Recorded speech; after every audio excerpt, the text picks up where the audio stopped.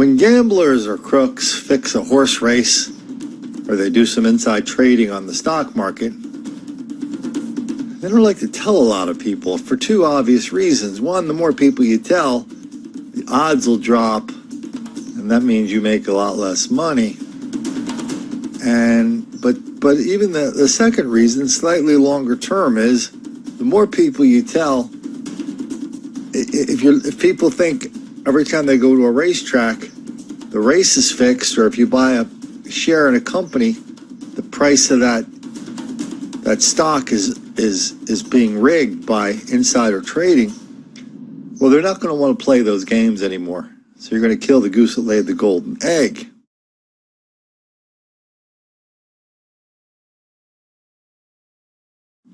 But I guess those rules don't apply to our buddies in the press and their liberal enablers and cohorts, because over the last month we've had two examples where the fix was in. Everybody's talking about the same thing at the same time as if they flicked the switch, but nobody seems to care that, everybody kind of notices it. I mean, the latest example is this immigration thing, right? I mean, if somebody flicked the switch, all of a sudden everybody from Laura Bush to Bill Clinton, lots of people in between, are talking about how this concentration camps at the border are the worst thing anyone's ever seen in the history of the world, even though that's been happening for a long time here, especially under the Obama administration, and it happens in virtually every country in the world. Somebody just flicked the switch and say, okay, let's start talking about how this is the only place in the world this happened and it's the worst in the world. Two things that aren't true, but two things that you wouldn't know weren't true because so many people are pretending as if they are.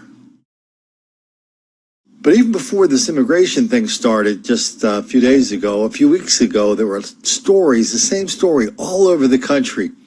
Big newspapers, Pulitzer Prize winners. Now it's seeped into college classrooms.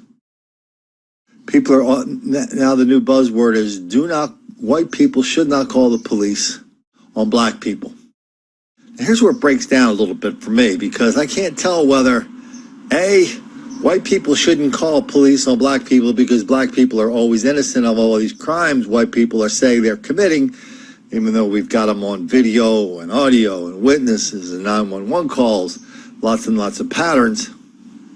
Or is it B, which is, well, crime is the new black entitlement.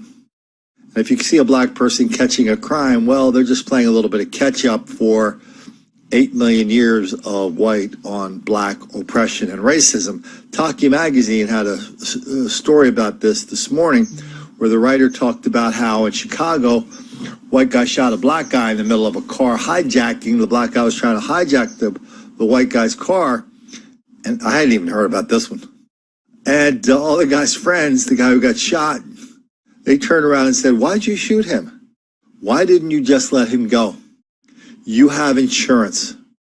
You could have gotten yourself a new car. Instead, you defended your property against this guy. For what? A car? So that's kind of the new standard, which is don't call the cops, let alone pull guns on them. Even so, maybe there are times when we should call cops. Maybe there are times when we shouldn't. I don't know. That's why I like to play this game now from time to time called Call or Don't Call. I like to run just a series of stories, and you can tell me whether the people involved should have called or not. Well, Brandon Arufo says he wants these people off the streets because he doesn't want anything like this to ever happen to anyone else. I mean, I really don't remember much. Brandon Arufo says he's still not thinking clearly. He suffered a concussion during a violent beating and robbery about 2:30 Saturday morning in Deep Ellum. He says he's still in a lot of pain, including headaches, and shows us the staples now in the back of his head. Surveillance cameras from nearby the bomb factory captured the attack. Arufo says he and his friend were walking to their car when two men walked up from behind. As Arufo turned and walked up to them as if to help, he was sucker punched, knocked out cold. The suspect then stole his wallet as the other man began beating his female friend and stealing her purse. The attackers then just casually walked off. Just my wallet. my wallet, which is, it's kind of funny because I got my watch on and my phone, but I mean, you know, everybody's still alive, they're okay, so that's what matters. You want him to turn himself in, though, huh? I wouldn't mind it. I'd like some sort of justice. It was very disturbing, the assault itself, and then what was just as disturbing was, you know, obviously we had cars, you know, rolling by, and from what I understand, no one dialed 911. Philip Honore is the public safety manager for the Deep Ellum Foundation and says neighbors need to look out for each other. Honore says he's already shared this video with businesses and residents.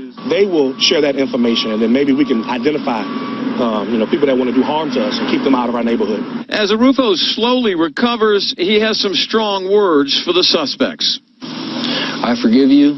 I hope that you find whatever in life that you're looking for, and may God bless you. And I hope that you start living a better way. Detectives here, they're still actively investing this case. So far, no arrest. The victim tells me that she was hit from behind by a group of women, possibly a mother and her daughter involved. Because this isn't okay. This isn't okay at all. I would never do this to someone. Through tears and pain, Sharon Walker describes what happened to her nearly a week ago as she was taking a walk through her St. Paul neighborhood in the late evening. I'd never seen them before. I never talked to any of them, never said a word prior to being hit. Walker was just 3 blocks from her home when she was attacked from behind near Sylvan and Atwater Streets, about a mile north of the state capitol. I lost consciousness, and I believe at that point I was choked and dragged on the ground. She says the group of women tore her jewelry off and stole her phone. Walker recalls a woman telling her daughter to keep hitting, and others just standing by. For people to just sit around and watch it happen or encourage it, I don't know why anyone would encourage that. The 39-year-old somehow stumbled home and her husband called 911. She spent close to 5 days in the hospital with a severe concussion, memory and vision loss, and other extensive injuries. She's lived in this neighborhood for a few years now and never thought her life would be in danger just going for a walk around the block. I'm just worried on the edge, know that. And if they don't get caught, I don't know how many other people they do this to. Well, Lucy, anyone who's ever held one of these bottles, you know how thick and heavy they can be. Well, fortunately, this boy only suffered an abrasion, but his family says it could have been much, much worse. This street is not safe, like, especially at the nighttime. The father of a 10-year-old boy speaks out after his son was viciously hit in the head with a thick Jack Daniels bottle after it crashed through the side window of a van moving down the 600 block of Lindley Avenue in North Philly. I asked him actually yesterday and asked him about his head because, you know, the kids told the bottle. Thankfully, Hugo says his boy is fine now, but his well-being was uncertain last Thursday night when it all went down. Watch as a boy hurls that bottle right into the passenger side of the van where the 10-year-old boy was sitting. The boys then run away like cowards. That child had an abrasion, a significant abrasion on the right side of his head, and cuts as a result of the glass shattering. The victim was with his mother on their way to the park, but raced to the hospital instead with the bottle and glass all over the inside of the van. What did your wife say? No, she was, you know, very upset. She's crying and all that because my son get hurt. Here, let's get a better look at the boys police are looking for, thanks to a high-quality surveillance camera. Here you see the attacker first picking up the bottle while waiting for someone to pass by. And get this, investigators say one of them threw something else at another car just before this incident took place. We believe that anybody that knows these individuals would be able to identify them, whether they're family members, friends, neighbors. Police believe the boys are from the neighborhood and the victim's dad wants their parents to step up. Especially if the parents saw all this gun, they don't say anything. Parents don't say anything? They don't say anything to the kids. And police say the suspect is between 14 and 16 years old. They say he had a picture of a rooster on his T-shirt. Although that crime spree ended here in this Fishers neighborhood, investigators tell me these suspects are linked to dozens of car break-ins in Madison County.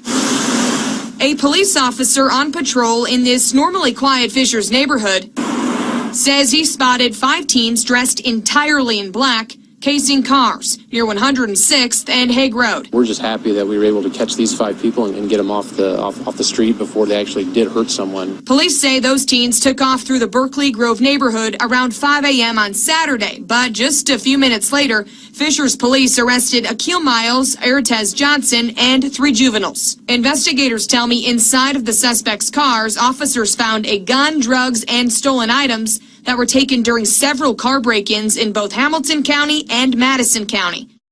On Father's Day in the middle of the afternoon, one smiling backyard burglar spies the swimming pool. I actually have them notified on my phone, and I saw the whole thing happen live on my phone. Cameras record the entire kiddie pool caper. Really? That's all I could think of was just really. Brandon Turner at the zoo with his kids watches as not one, but a pair of predators pilfer his pool. You know what? These first 2 people, the first 2 crimes we saw there, one in Deep Ellum and one in where the woman got assaulted in St. Paul. One of the things these people don't know, they're so eager to forgive their attackers. They are so eager to forgive these groups of black people who beat them to the point of death. 2 things I don't know. One, nobody's interested in being forgiven. Nobody's asking for forgiveness. Did you hear anybody ask for forgiveness? They laugh at this forgiveness. And the second thing they don't know is, say they catch the assailants. Here's the way it works. You are the witness. Without you, there is no crime. So they go through lots of preliminary things. The thing keeps getting put on and on and off until finally 2, 3, 6 months later, they have some kind of hearing where you are allowed to show up. You show up. You've taken the day off of work. You've ridden the bus, the trolley, the car. You've parked. You've done this and that. It's an all-day thing. You show up in court. The defense attorney gets up and says, "Oh, Your Honor, we're not ready. We have another 6 months." Judge says, "Sure, why not?" This goes on 3 times, 4 times, 5 times, 6 times, 7 times. It's just a game of chicken. They're just constantly delaying these things until the people who are the witnesses get tired of showing up for court and charges get dropped. That is the game they play. And so it's going to be up to these people involved in this crime, and when they stop being so busy about forgiving the black people who tried to kill them, are they going to have what it takes to keep showing up in court over and over and over, keep sending the message to the defense, judge, and prosecutor that we are here for the long haul? We are here. We're not going to give up. We're not going to let these people get away with what they did to us. I loved how in St. Paul they said, "Well, we've never seen anything like this in St. Paul, in this neighborhood before." Good Lord, we've done nothing but document this kind of crap in Minneapolis, St. Paul for a very long time. Many, many, many cases of black on white crime. Everybody in Minneapolis is so caught up in the Minneapolis and Minnesota nice. They don't have any idea what they're in for when they think they can just move into a neighborhood near a bunch of black people. They think they can just go out and take a walk around the neighborhood, say hello to the fellas. Any doubt about that, look up the word Ray Widstrand and don't make the black kids angry.